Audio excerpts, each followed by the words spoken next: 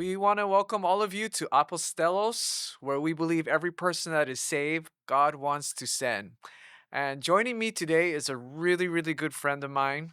His name is Samuel Corcoran. And I met him, 12 years ago? 12 years ago. And back then he was, wait, you were just married. Well, no, I Was wasn't it married. just, I you was were engaged, just got married. That's engaged, right. just got Yes. married?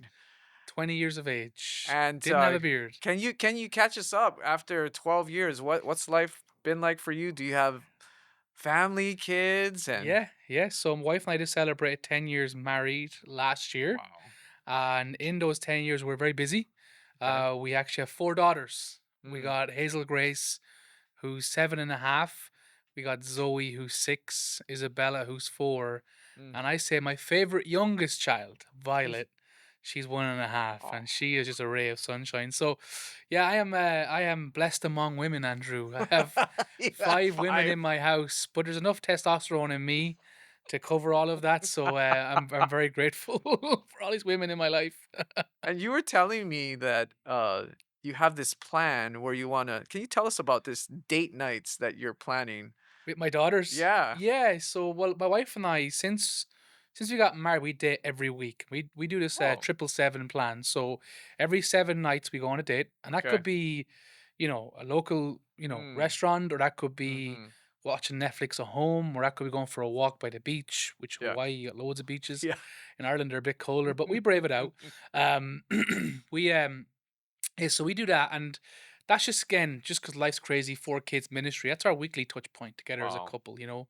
Especially when you got kids. I remember a good mentor of mine taught me you got to remember when it comes to children, you're before your mom and dad, your husband and wife. Mm. So we weekly date, and then every 7 weeks try to go away for a night, Mm-hmm. and every 7 months try to go away for at least 3 nights. Mm. That's something I try to do. So when I have my daughters now, I'm like, well, I'd love to kind of somewhat instill that value into them as Yeah. well. So now that I have a lot of kids, I actually date them once a week. So they're on What? rotation. So I'll date Wow. one on so Thursday afternoons. We'll Yeah. go out, and again, it could be a donut, Mm, an ice cream. It could mm. be a walk in the park.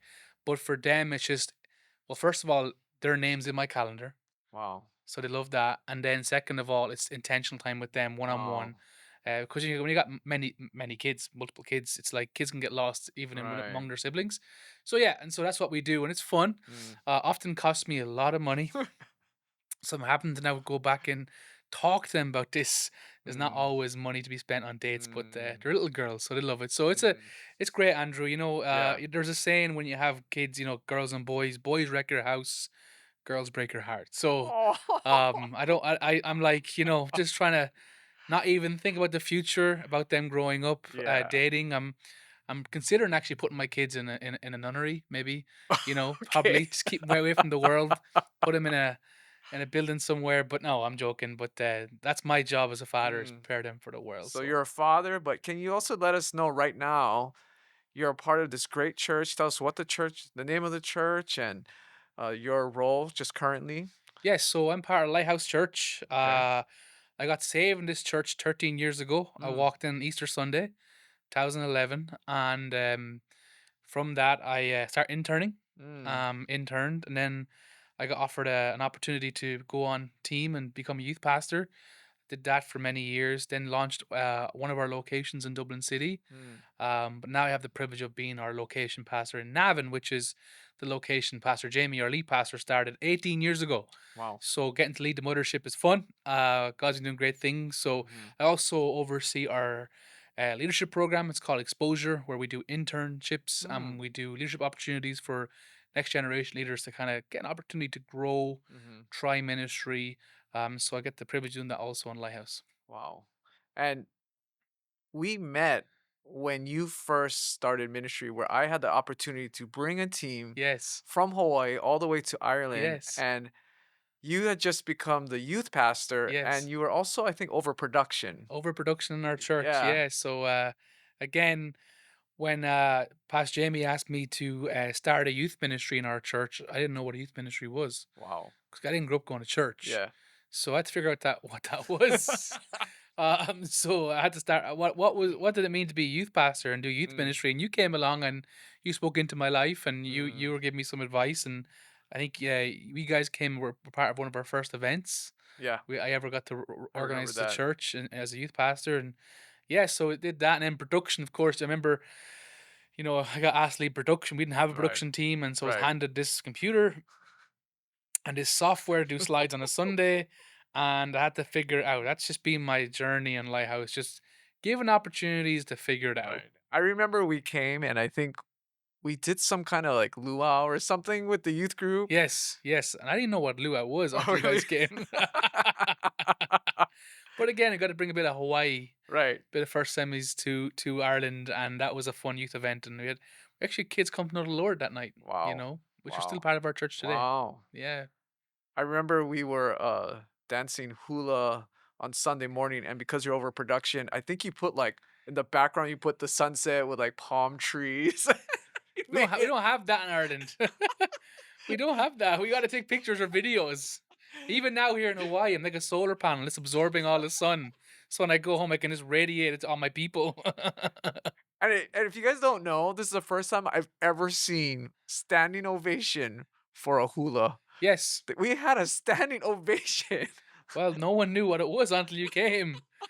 So it's great. It's great. Yeah. And we had given, I think what we did was we brought all these little shell lays, right? And we're giving Yeah. them out to everyone.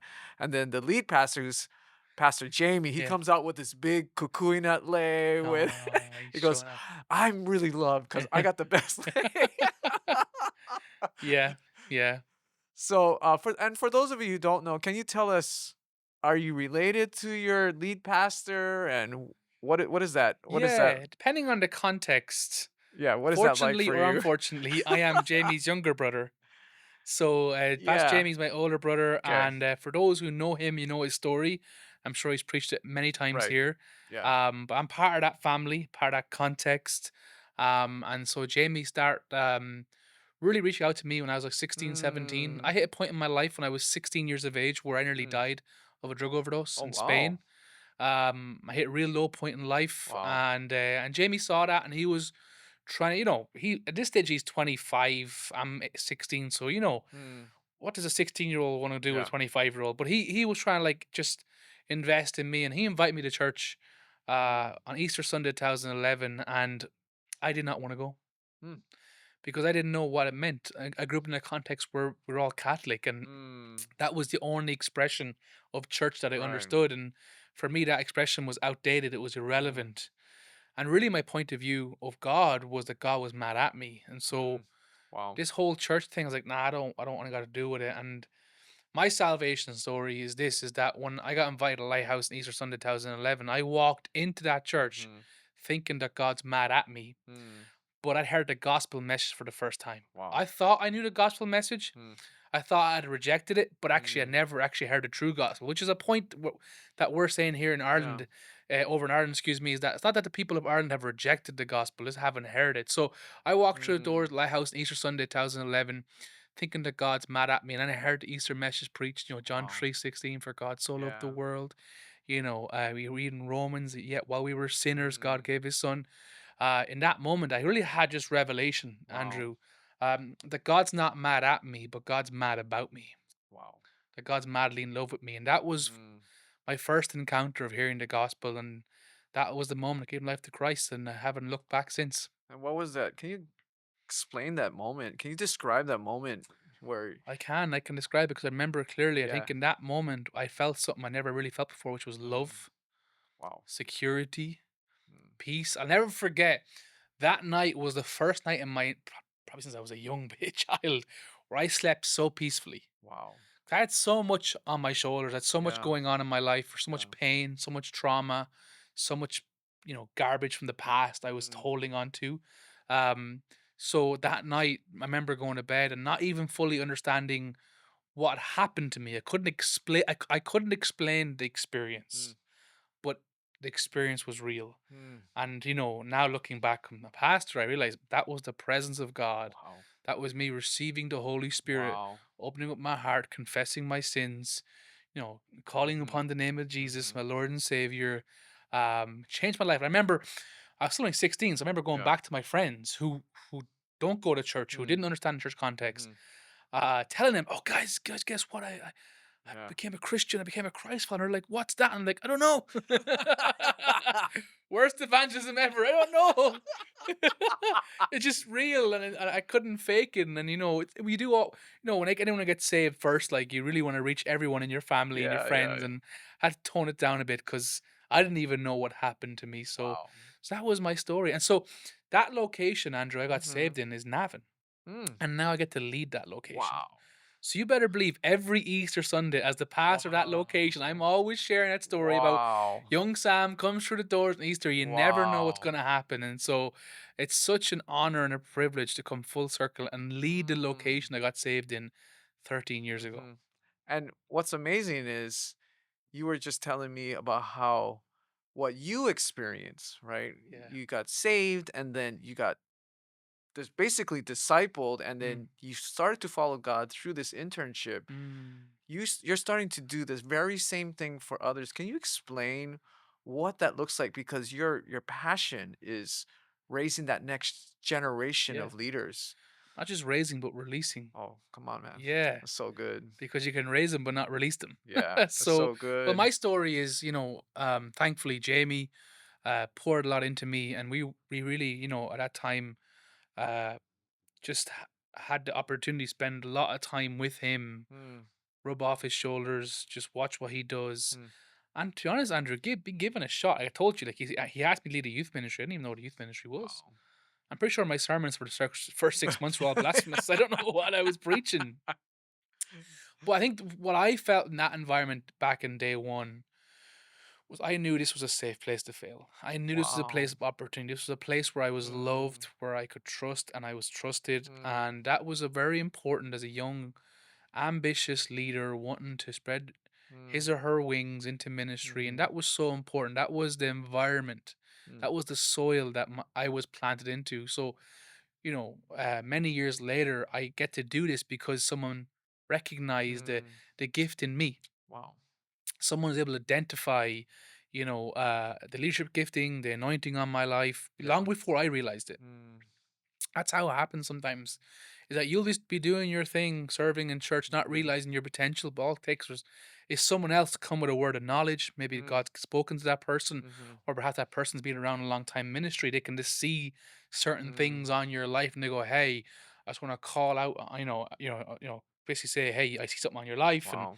so fast forward then for me, this has been through the youth ministry days and starting our internship Mhm, exposure, mhm, to even now being a pastor, is that I'm a firm believer in was 3 R's. It's recognizing, number one, the leader, mhm, recognizing them, mhm. because not everyone's called to leadership. That's okay.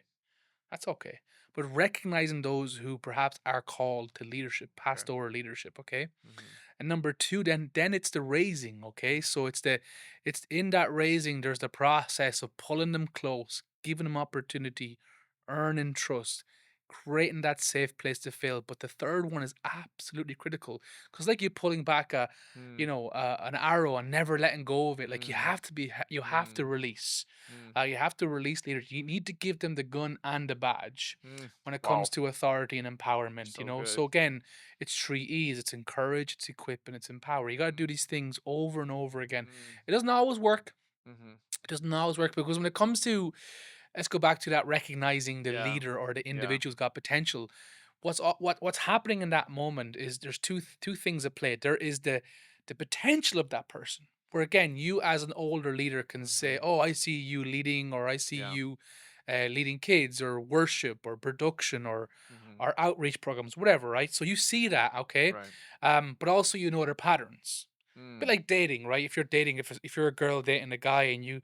you know he's handsome and he's got all that you have been dreaming for, you got a whole list, Yeah. Oh Lord, may he be all these things. But there's one thing on that list one thing's not on that list, is that this boy has terrible patterns with previous relationships. Ooh. He's dated 20 girls or Wow. 16 girls or with 10 Mhm. girls, and each time he's gone and he's cheated on them or he's left them Mm. hanging dry. And but like that girl's thinking, well, I can change him. Right? It never works. Never works, right? But Wow. it's the same when it comes to Wow. That's so good. addressing the patterns. It's like, well, Mm. You got to be careful. You don't just see the potential. You got to understand the patterns. This is great dating advice, by the way. So if you're Yeah. dating, you got to think about this. No, don't just look at the future, but look at the past because they tell you Wow. where that person is now. Right. So same for recognizing the leader. You go, okay, what are the patterns? Perhaps there's a patterns of sin. There's patterns of laziness. There's patterns Mm. of lack of emotional awareness, whatever it may be. But the great thing when it comes to recognizing young leaders and releasing them is that you don't neglect them because of their patterns. Actually, Okay. you invite them up. See, Mm. maturity is an interesting thing because people think maturity comes with age. I know a lot of people who are old but not mature, That's right. right? Mhm. Actually, maturity happens when you're invited. I believe you don't fall into maturity, you're invited into maturity. Mm. So when you have a young leader or a person with potential and you recognize the patterns, Mm. actually how they break out of those patterns is actually you invite them into maturity. Wow. You bring them on a journey. You don't pull them away, Mm. but you actually pull them close, okay? Mhm. And then in that, then there's the releasing, which is so key. So you got recognize and you got raising and you got releasing. You got to be able to identify how can you release that leader. Mm. And it's very hard. This is a difficult part of leaders because most leaders can do the recognizing, they can do the raising, but they just don't know how to unlock Yeah. the releasing because there's fear of, well, Mm. what if I give a ministry and they catastrophically fail, Mm. or what if I give a ministry and they succeed and they're better than me? Hello, Mm. Yeah. that's the insecurity of a leader. At the end of the day, in our context, we can't afford to play church. Yeah. In Ireland, there's less than 1% of evangelical Christians. Wow. So if there's just regular Christians, then the circle or the stats for then even in that is a Mm. leadership, leaders or Christians who are leaders, excuse me, is quite small. Mm. So in Ireland, you don't go and find leaders. You don't go and hire leaders. You have Mm. to raise them. Mhm. You have to raise them. Yeah. There's no other way. Pastors. You don't go hire pastors. You got to go raise your Mm. pastors. Mhm. So releasing is so key because that allows them to walk out on their extraordinary purpose. And so in them doing that, we get better. So that's Mm. just my passion Mm. is just recognizing it's raising, and raising could be a year, it could be 5 years. When it comes to that process, what I say in our context is, hey, I'll determine the direction with you. I'll tell you, hey, this is where we're going. This is where I foresee you being as a leader, Mhm. but that individual determines the pace Mm. based on how quickly they want to learn, Mm. how quickly they want to take on stuff. Mhm. But they could do that in a year or they could do it in 5 years. It all depends on their journey into Mm. maturity and Mm. responsibility. Wow. Could you share like an example? Like I'm thinking of someone right Yeah, that who actually came here to Hawaii and actually went on a yeah, journey like that. I'm yeah. thinking about Gift, Gift. right? Could you share a little bit about Shout his out to journey? Gift if he's gonna be watching this. Yeah. Yeah. So Gift is a good friend of ours. Gift Yeah. actually and his wife Caroline are gonna be launching our fourth location. Wow. So that's where they are now, but that's not where they always were, especially Gift. So Right. Gift came into my youth ministry when he was 15 years of age, and he was a cool cat. Mhm. Mhm. He came in and he always stood at the back. He always wore his nice clothes, had Yeah. a nice hairstyle. He was a cool cat. Yeah. Um, but I got to spend time with Gift and disciple him. And as he finished high school, went to college, and then what's hard, Andrew, when you're a youth pastor, which Mhm. you got these students and you have them until they're 18 and they go to Right. college, and you're like, oh, they're not in your circle, like Right. they're out of town or another Right. state or another country. And so Gift went to another city, and really for those first 2 years, we lost touch a little bit. And just, the nature of college and temptation and friends, he kind of Mhm. spiraled. And so I remember when he said, hey, I didn't pass college. I was partying too much. I need help. I was like, hey, come intern with us. Mm. I was like, come intern. What? He's like, he's like, what do you mean? He's like, yeah, come intern. He's like, no, I don't. He's telling you why he's failing in college. I'm like, oh, come intern. Wow. But of course, what I'm saying is, hey, come close. Wow. Okay. Because he does not need help with college. What he needs Yeah. help with is life. Yes. Gift didn't have a father figure in his life, so he didn't have that Mm. voice that Mm. was constant, that was affirming, but also challenging. So hey, come intern with us, and he interned for that year. Now he would say this, not me. Okay, this Mhm. on record. He would say that he was the worst intern Oh, in Lighthouse. I okay. thought I was the worst intern. I suppose every intern says that, and he will often joke that, like, if we asked him to make coffee, he would make tea. Oh, If no. we asked him to come at 9:30, he'd come at 11:30. That was just a journey. Again, Wow. patterns and immaturity. Mm, But each time we called them not okay, this is key. You don't call them out, you call them up. mm, Again, depending on your context, you're quite used to churches calling you out. What does that mean? Like calling you out like, "Hey, you're terrible, or you're not good, or you're lazy," okay? And okay, that can be clarifying but not helpful. But when you call someone up, you're doing the same thing, but you're calling them mm. up into maturity. Wow. So Gift had a chance then. So he literally got to the point where he did something quite silly. And he met with Pastor Jamie, and we meet when if you're an intern and you're meeting Pastor Jamie, something's wrong. Mm. And Gift was fear and trembling. Yeah. He's like, "What's going to happen?" And he really thought he's going to be excommunicado out of the Wow. internship. And then again, our culture of that idea of no, we see the potential in you, but also the patterns. Gift assumed that he's going to be Mm, pretty much fired from the internship, and Jamie right. goes, "I'm going to bring you to Hawaii." And Gift's like, "What?" And that's a whole nother conversation. But basically, Gift was given the opportunity Mm, to step up, mm. you know, into maturity. And then since then, he went and joined me in Dublin, launching our Dublin location. And Wow. then he also joined the Dundalk team, launched Dundalk location. He got Mm. married, met Caroline, his wife. At Dundalk? She was interning. Actually, she's from Navan. Oh, okay, okay. Both from Navan. See, Navan sends all the best people out, Andrew. So she was from Navan as Okay. well, and so they got married last year, and we just announced on our Vision Sunday that Gift Wow. and Kay will be becoming our location pastor. But that's Andrew, that's 8 years of a journey. Mm. That's not microwave, you Right. know, leadership. That's crock pot. That's like that Mhm. takes time. Mhm. That's what it takes, and sometimes it's quicker, sometimes it's not. But you Mhm. got to trust the process. Mhm. So we recognized there's something on his life, Mm. and then in that in the raising, there was a lot of tough conversations. Mm. Here's what happens, Andrew, as well when you have people who care about you and give you feedback. I often say this too. Feedback given without trust comes across as criticism. Right. And so we gotta be Wow. very careful that when we're pouring into young leaders that we actually have their trust. Mm. You can't just always be telling the bad things. You Mm. gotta encourage them, you gotta affirm them, Mm.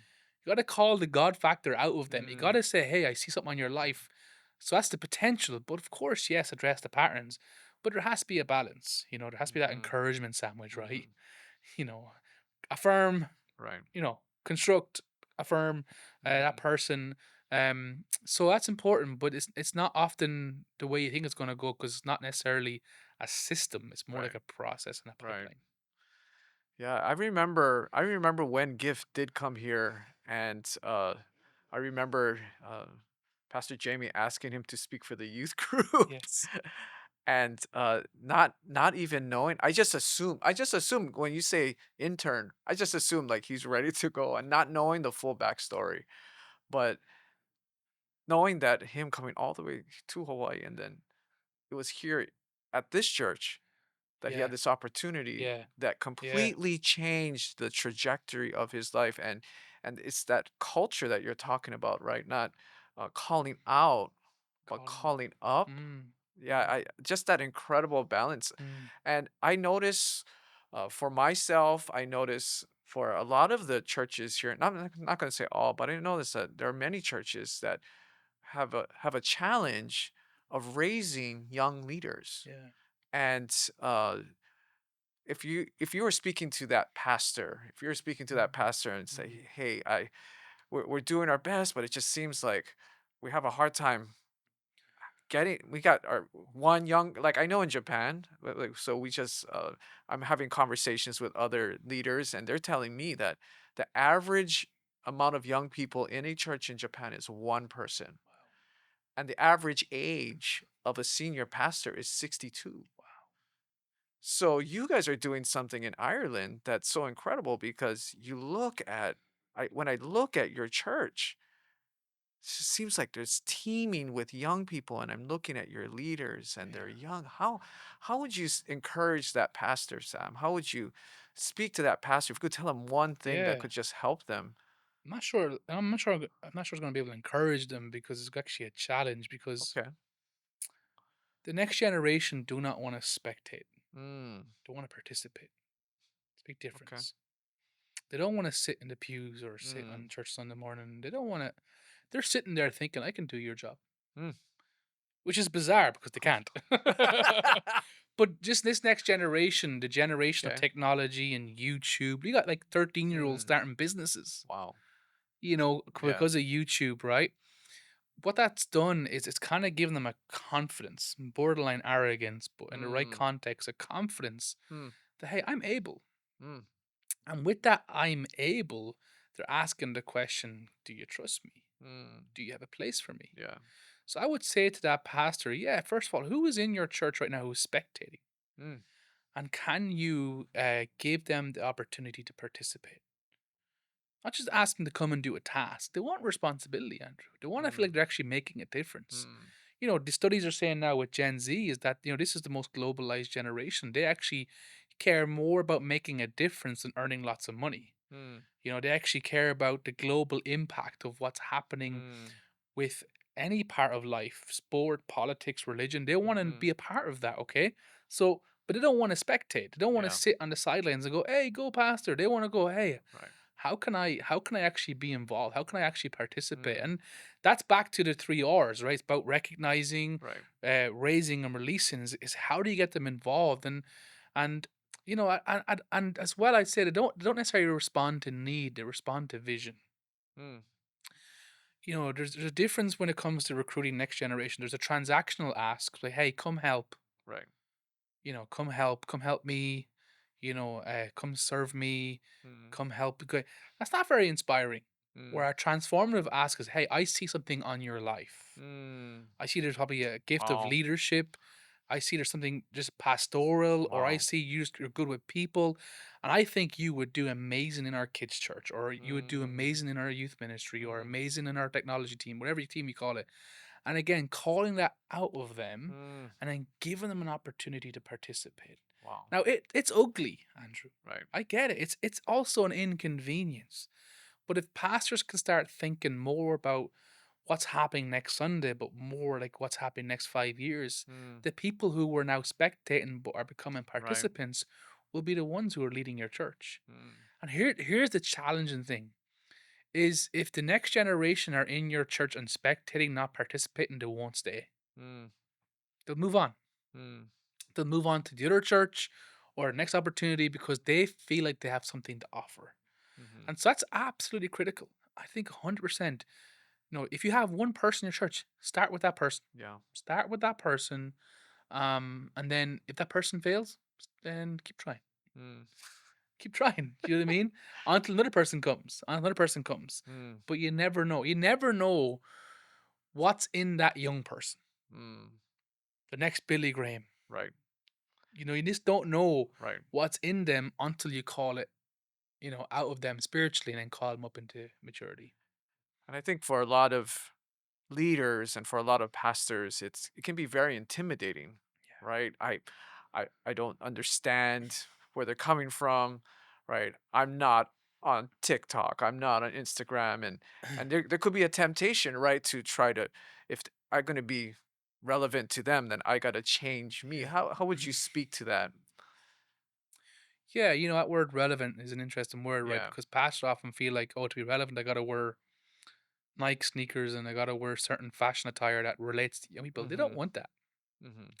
They don't want their grandfather wearing their same clothes as that they're Yeah. wearing. They don't want that. They don't. They don't want that. What they want, that relevance, the real term for Yeah. relevance is actually helpful. When we say, "Oh, I find that so relevant," why? Is because Mm. what we're saying is that's so helpful. Mm.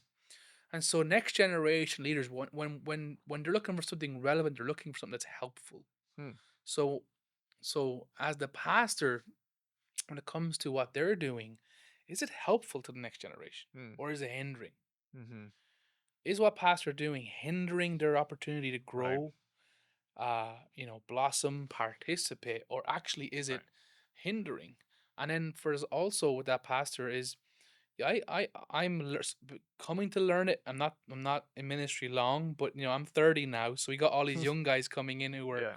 18, Yeah. 19, 20, and I'm like, I feel like I'm 100 years older than them. Yeah. And yeah, it's like that thing where we're like, okay, these are the young bucks. They're coming Right. in. They got a lot of energy, got a lot of Mhm. insight. They got a whole another level of Mhm. capacity. And it's like, well, I wish I was like that, or I don't Mhm. understand that. I'm not even on TikTok. Right. I don't do TikTok because I just don't Mhm. understand it. Um, but at the same time, I'm not going to allow what I don't know to Yeah. get in the way of knowing them. Mhm. One of the things that you shared is that when gift came, you didn't have a father, No, right? And so fathers don't have to look like you. They don't have to be trendy. They don't have to be quote no, unquote relevant, no. right? And I think a lot of times we as the older generation, we kind of miss that, Yeah. right? And even if I don't look like you, I don't talk like you, there's something that you can offer. Mm, There's a interesting commercial for foster care, right? mm, These foster kids aren't looking for the perfect parent, right. right? They're just looking for For a parent. a parent, Yeah, right? yeah, So yeah, so yeah, you're not looking. You don't have to be the perfect yeah, pastor. You don't have yeah, to be the perfect leader, but you just need to be there and just practice. I think what you're saying is if we can learn to recognize and to have the patience to raise. I think that's the part where you're talking about when it comes to these different leaders and just having that patience of being there for them, but at the same time, like bringing them in yeah, and calling them up rather than just calling them out yeah, because you're so frustrated. I think if we can be more consistent on that, then there's going to be more and more young people. And then what happens, right? You have four young kids, right? What is it like at Christmas time? Right? What is it like at birthday time?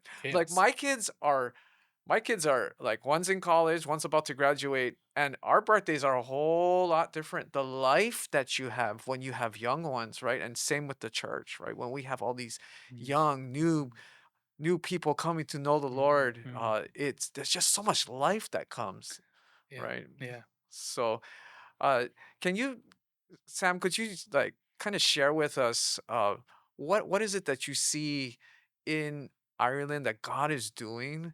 yeah, You share a lot of great insight into the to what God's doing in your church, but mm, could we come out a little bit mm, more and just give us like a picture of what Ireland is like yeah, for those of us who yeah, have never been there. I've been there once. I had the yeah, privilege of coming once. I want to come again.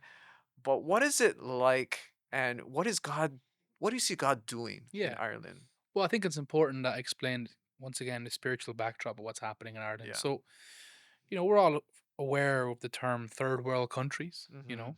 and we also understand the term natural. Okay, so let's say in the natural, Mhm. there are certain countries that are third world. Let's say Africa.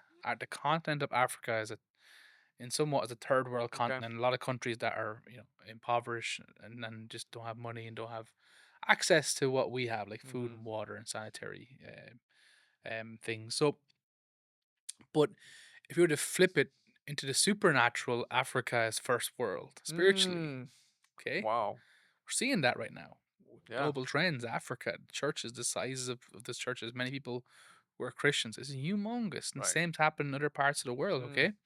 Look at Ireland and look at Western Europe. We are a first world country. Like Mm. Ireland is the second richest country in Europe. It's a very expensive place to live in. Mm. All these huge global American companies and pharmaceutical Mhm. companies all have their head offices there in Mm. Ireland. So people are very well educated, Yeah. have access to excess, have money. So again, on the surface, we're first world, but if you flip it supernaturally, you're actually a third world Mm. spiritually. Wow. Yeah, it's crazy, Andrew. It's crazy. And so what that means is that, Yeah.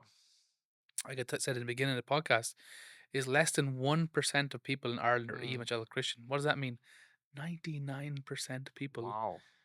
who are in my nation are going to hell. Wow. Can you imagine that?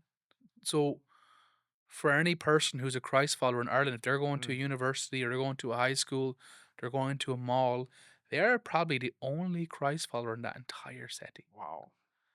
That changes the game. Mm. That changes the game because either you hide Mm. because you're literally an outcast, you're literally a Mm. minority, or you go, I Mm. have to do something about this. I have Yeah. to share Mm. my faith. So what we're seeing in Ireland is we're seeing a change, a shift in the church. We're starting to see more churches planted. Mm. Can you imagine in our entire island, there's only 300 churches? Wow. Well, the Republic, the Northern Ireland is a different context, excuse Right. me. So the Republic, there's 300 Okay. churches. That's not a lot of churches. So we really do believe the hope for our nation is to Yeah. see more churches planted Mm. in every city, Mm. every town, Mm. every village, because we know what that hope means. It's the hope Mm. that Christ gives right through His local church. So we're excited, Andrew, because we're seeing now more young people, young couples, Mm. take on the call of God. Wow. Live out the sacrifice because it's not Mm. easy Yeah. and plant churches. And so what really excites me, so you're asking, but what really excites you about that Yeah. is by God doing something in Ireland that isn't just for Ireland, it's for Europe. This is Mm. historical.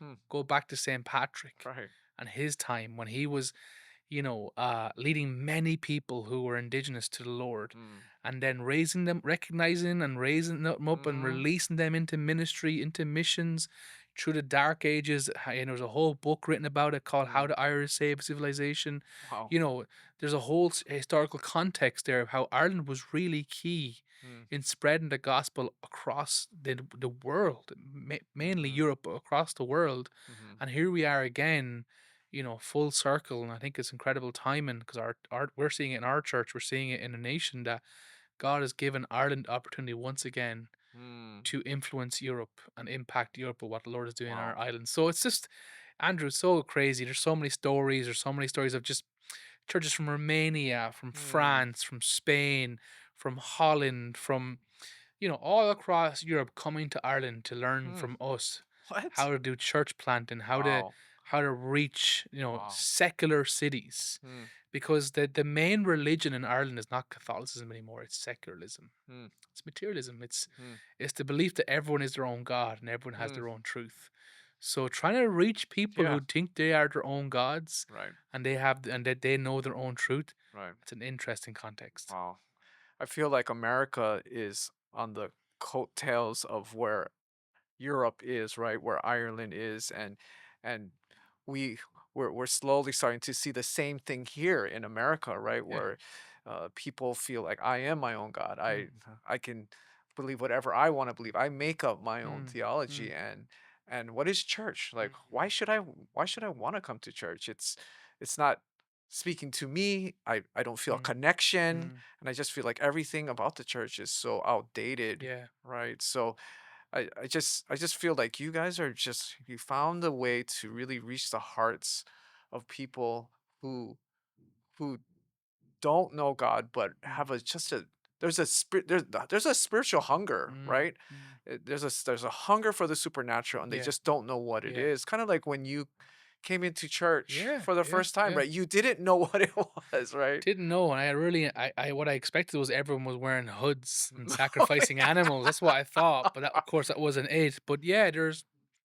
in my nation, I do believe the people of Ireland are spiritual people, Yeah. but sadly, they've given up on the church. Mm, Um, what that means is they've given up on God mm, as well, and so we're wow. having to, we're having to go back and said preach the gospel, but in a way that they thought they've heard it, but it wasn't, and Mm, so again, our framework for evangelism, mhm. just I'll share this, it's good for everyone to know, is that Yeah. we know the end result when it comes to telling your neighbor about Christ. That's the good news, right? Right. That's the end result. Right, right. But what we've learned in our context, because it's pretty much secular, and people don't like the church, don't trust the church, Mm, is we gotta go 2 steps back for a second okay.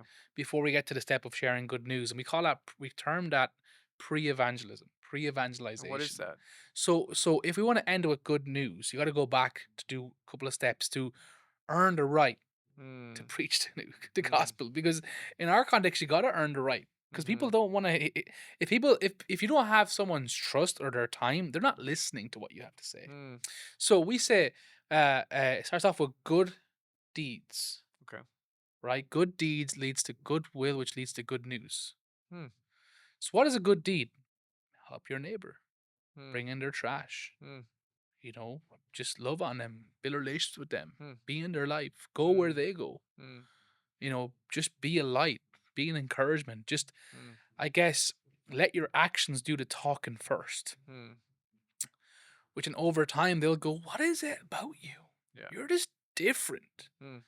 No strings attached. You're just a genuinely nice person who's not weird. What Mm. what is it about you?" And then of course, that's where the goodwill is developed. And Mm. Andrew, I got a great story about this. Yeah. We in my location, we're meeting in a school right now, but of course in Ireland the context of that is that most schools are still under the responsibility or the ownership of the church. And that's Mm. separating more and more, but You're talking about the the Catholic Catholic Church. Church, Yeah. yeah, of course. And so when we had to move out of our venue because we outgrew it, we are trying to find a new place Mm-hmm. to meet on Sundays. So all our locations are portable. We don't have our own buildings. We don't own our own offices, so we're all Yeah. portable. So we have amazing volunteers. We call them the dream team. Yeah. They are the secret sauce of our church. Mm. So when it came to find a venue, I found a school in our area, right in the heart of our community. It's a brand new elementary school. It's got great facilities, big hall for Yeah. church. Went in, met with the principal, said, "Yeah, I'd love to rent it. What's that look like?" "Oh shit, oh, I'd love to have you guys. We got to bring it to the board," which is standard practice. Mm-hmm. She brings it to the board, and on that board is the priest over the whole area. Mm. And sadly, when he heard that we wanted to rent a school, he was not a big fan. Mm. And it was quite sad because the principal was so torn. She goes, Wow. "Are you not all supposed to be on the same team?" I was like, "Yeah, I Wow. thought so."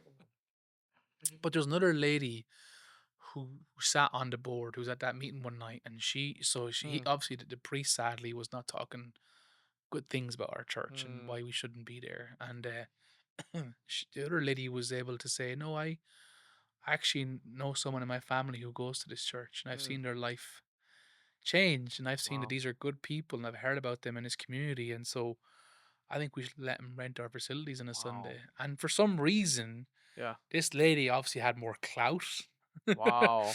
more leverage, more Right. influence Mm. with the board than the priest did, and so we Mm. got allowed in. So that was huge. Mm. Yeah.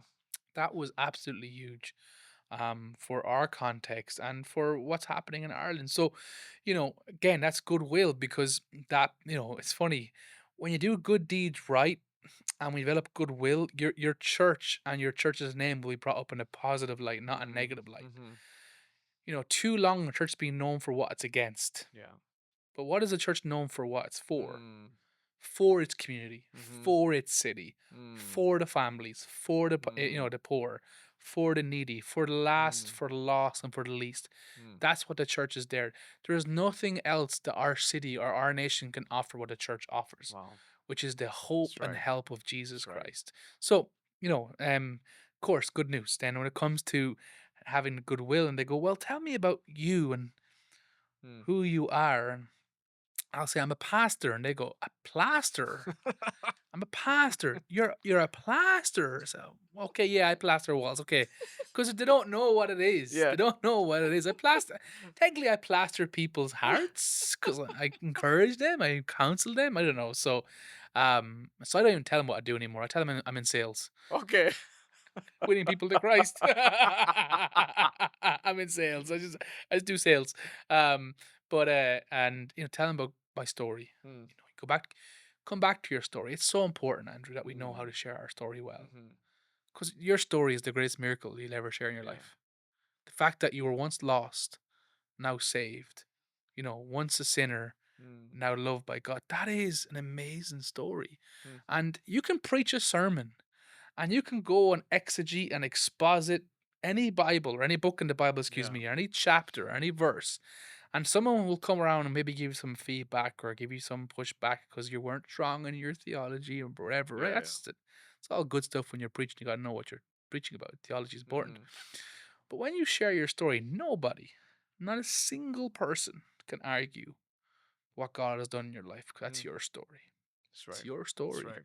And so it's important that we hone in, we learn to share our story in a way that makes sense to Mm. people because it's powerful. So Mm.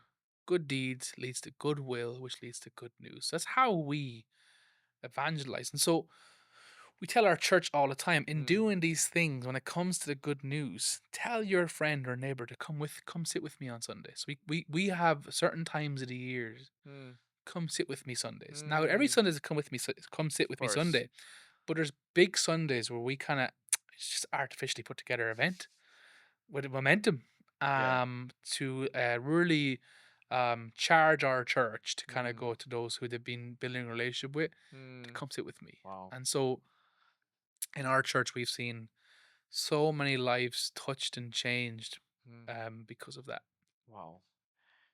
And it all goes back to what you started talking about, right? Which is being relational, Yeah, right? Bringing people close, right? Calling them up, not calling them out. yeah, And yeah, I think when you're bringing people in like that, people who come for the first time, they'll sense that this isn't a place of condemnation, right? This isn't a place where I'm being put down because I'm not living yeah, according to what you think the way I should be living, but it's a place of being inclusive and saying how can we be a part of what God's doing in your life, yeah, right? yeah. So it's so incredible. That's just following the footsteps of Christ. Wow. Yeah. Like Yeah. we find out in Scripture all the time. Right. Christ never really called anyone out, but actually up. Think Mm-hmm. about that. He always, he Right. even the woman at the well. Sure. You know what I mean? He knew her sin, Right. but he called her up, Mm-hmm. and she went back into her village and tell Mm-hmm. everybody about Christ. Yeah. Like it's like we got to be careful that we don't lose sight of what Christ did because he Mm. is the prime example. Yeah. He is the standard bearer. We got to be careful. We got to go back to our scriptures and read and learn. I always say Jesus was the greatest leader, the greatest Right. pastor, the greatest friend. You mean the greatest son, the greatest sibling? Because he obviously he's God in the bod. He's perfect. You know what I mean? Um, but it's important we go back to that because we Right. don't want to allow how we think we should be a Christian in our context trump who Mm-hmm. Christ is and what Christ done. Yeah. Well, Sam, I'm just so grateful that I had like some time with you and Yeah, I that just you popped came over to Hawaii. all the way from Ireland. I'm You on this just podcast. I made it. I'm a big deal. That's you, it now. I'm gonna be Mr. Worldwide. I'm gonna blow up. we're gonna get all our subscribers from Ireland. Hey, subscribe. It's God's will that you subscribe. There's some good content coming your way. It is. It's Yeah. awesome. If there's one last thing that you want to leave with us, one last thing that you could just look into that camera and just encourage someone, what Yeah. would be the one thing you would Yeah. share with us? God is bigger than your fears.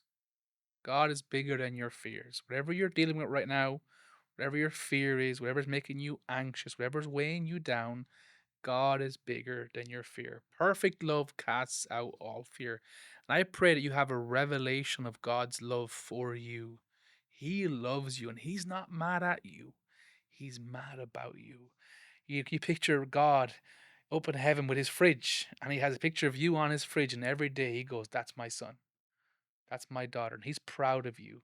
And so do not allow fear to lead your life, to drive you into a place where you do not want to go, but allow the Lord and His love to guide you with His grace, with His truth, into all that He has for you. Because let me tell you, life is complicated. I understand. I get it. I got a million kids. I got a ministry. I have a life of my own. But every day I come before Christ and submit it to Him. Why? Because it's better to be in His love than living in my fear. Oh, thank you so much, Sam. And I just want to encourage all of us, maybe a better word is challenge all of us, that if you Mm, heard something on this podcast that not only spoke to you, but you're thinking, I could I can think of someone right now that I need to share this mm, with, whether it's, raising up, recognizing, raising, mm, mm. releasing, and all these incredible principles that we've just learned about. Or maybe you're interested more in Ireland and what God's doing in Ireland or even in Europe. I would encourage you, share Yeah, this with someone that you care for, that's someone who needs to hear yeah. this, because this is some really powerful Mm. revelation that we're hearing today. And just want to thank you, Sam, for joining us. Thank you, sir. And Appreciate it. it's yeah, from the time we first met all the way until now, I'm just so blown away I've by changed a the lot, but you haven't changed a bit.